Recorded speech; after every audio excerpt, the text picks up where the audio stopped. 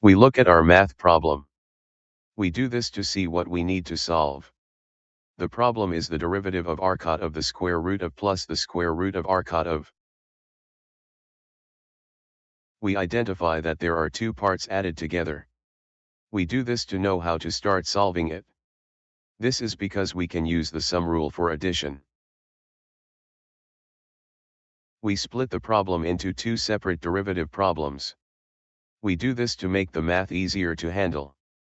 The sum rule says we can find the derivative of each part one by one. We plan how to solve each part. We do this to have clear way to finish the work. For the first part we use the chain rule, and for the second part we use the power rule. We write down the rule for r cot. We do this to remember how to find the derivative of that part. The rule says the derivative is -1 divided by 1 plus squared times the derivative of. We look at the first part where equals to the power of 1/2. We do this to prepare for the chain rule. The derivative of to the power of 1/2 is 1 divided by 2 times the square root of. We find the derivative for the first term. We do this to get the first part of our answer. We use -1 divided by 1 plus multiplied by 1 divided by 2 times the square root of. We look at the second part where equals r cot. We do this to prepare for the power rule.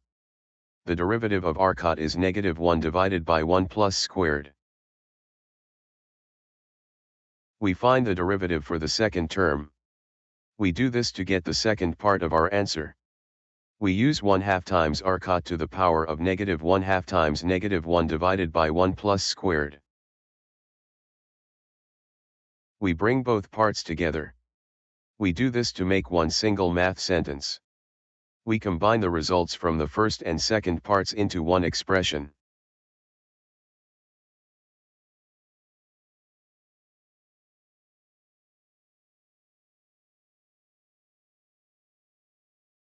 We simplify the two parts. We do this to clean up the math. The answer is -1 divided by 2 times the square root of times 1 plus -1 divided by 2 times 1 plus squared times the square root of r cot. We write the final answer. We do this to show the completed work. We can write it as -1/2 times the sum of 1 divided by the quantity 1 plus times the square root of n 1 divided by the quantity 1 plus squared times the square root of r cot.